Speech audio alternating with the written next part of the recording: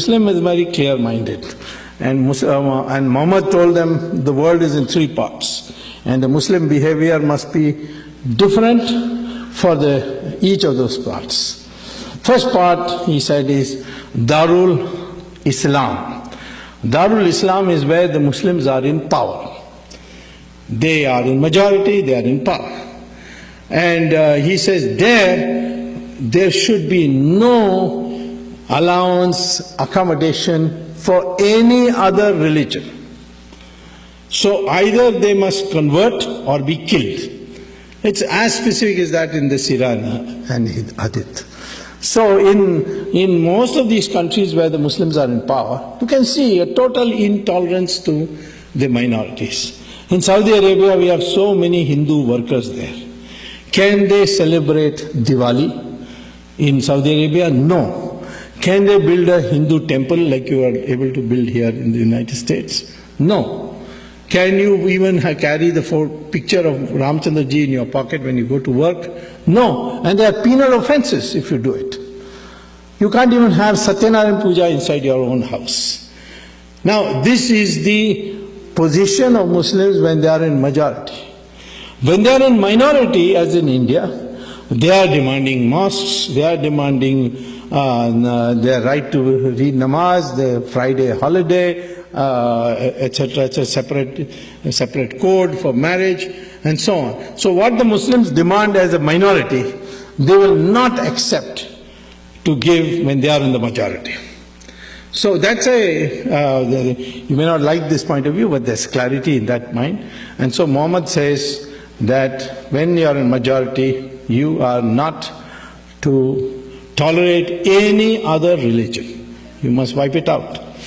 Second is that where the Muslims are not in majority, there Muhammad divided the world into two parts. And that is, first part is, which he called as Darul Harab.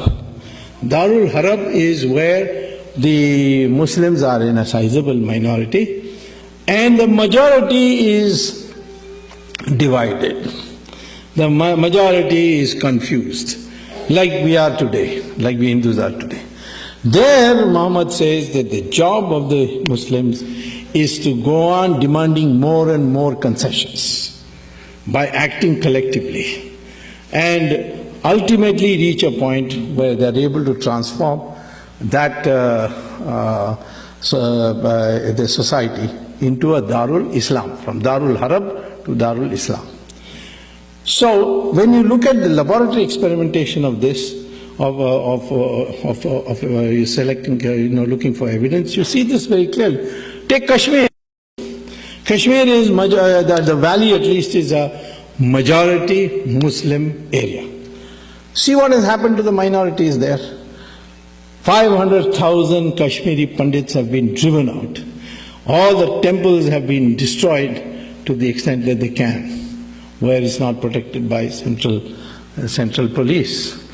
And Hindus have hardly any rights. They are discriminated against, they are threatened. In Pakistan, it's very difficult to remain a Muslim. There are a few Muslims there, maybe a few Hindus, or even about 50,000 or so. Some say 500,000, but I don't know. But those who come from there tell horrible stories of what happens to them. In Bangladesh, in 1947, there were 32% of the population were Hindus. Today it's only 7%. Nobody talks about it.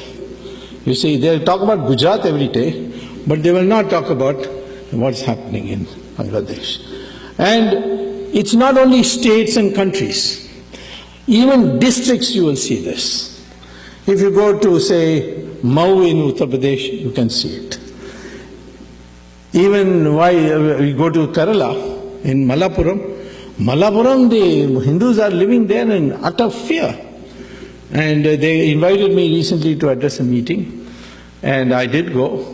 And there I found that even though there's no such provision for such a law, and it's illegal to advocate it, Muslims have laid down a rule there that if any Hindu wants to sell a property, in Malappuram, he has to sell it to another Muslim. So this is, you can see in a district. Even smaller you go down to Tamil Nadu. Total population of Muslims in Tamil Nadu is 5%. In one area near Vellore, it's called Mel Visharam, there is a town panchayat. In the town panchayat, there is 75% Muslim. And the local body's election, they come to power in the administration of that town panchayat. And they will not give any amenities of the town panchayat to these Hindu areas until they agree to convert. So they make it a condition. You convert, we'll give it to you. Otherwise, we'll not give you. I went there and I saw myself what was happening. So I went to the court and got a court order. And now, of course, the matter is rectified. But I can't do this on a micro basis.